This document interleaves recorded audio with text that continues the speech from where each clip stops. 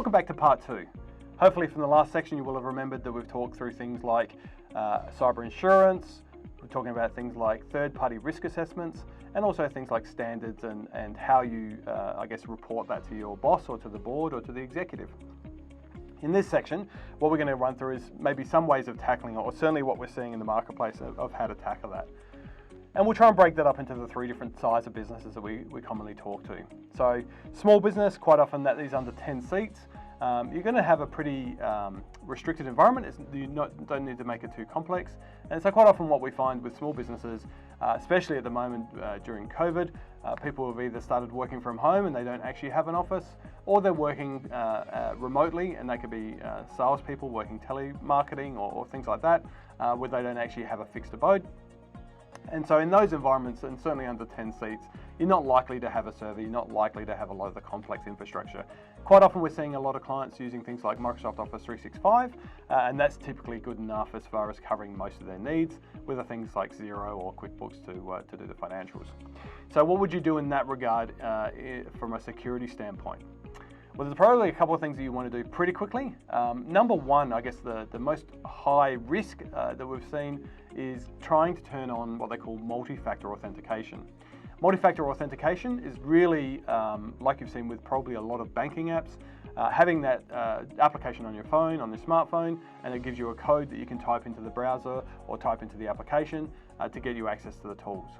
Now, the reason we use this is nowadays it's pretty easy to guess a lot of the passwords. And so if someone can guess your password, they get access to your Office 365 account and obviously access to your data. By having the multi-factor turned on, it just means there's one extra step that they're going to have to work through. And in this case, obviously an app on your phone.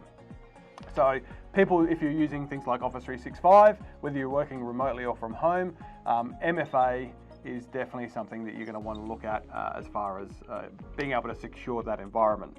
Now, one of the things we have seen recently, and it's popped up, it started a few years ago, but it's popped up again recently with some of our real estate clients, is the multi-factor type issue where someone gets into the account, sends an email on behalf of the real estate agent to all their tenants saying, hey, how about you change your bank details, here's the new details, and just send that through. We've seen this work in the past, and unfortunately we've seen this work recently. So having that multi-factor gives you a better chance of it people not being able to get into your account. The other thing, once you have that, if you do use things like remote access, you do use other websites, generally it's a really great idea to turn multi-factor on anything you can get access to. So not just Office 365, but certainly your banking apps, any finance applications, anything that's basically going to have your data. So number one is that for a small business. Second is probably one that we don't see, unfortunately, all that often. People don't use a managed AV. And the reason that we look at managed antivirus is that takes the next step of having just, I guess, an antivirus installed on the device, hopefully. The managed version of that essentially gives you that next level of support and protection. By being managed, you can make sure that the end users, wherever they are being up to date and certainly always at the latest version. And also you've basically got protection if there is an event, someone's actually checking the logs, someone's making sure everything's running well. So managed AV is certainly the next big one.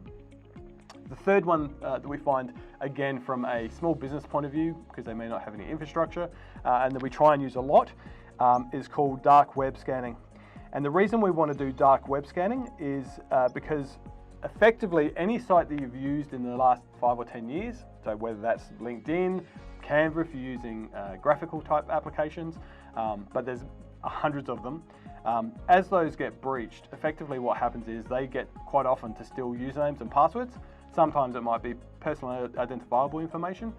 And if you don't know those passwords have been breached or they've been stolen, they're likely being sold on the dark web. So having a dark web scan, you've got some free versions or you've got some managed versions that you can get access to.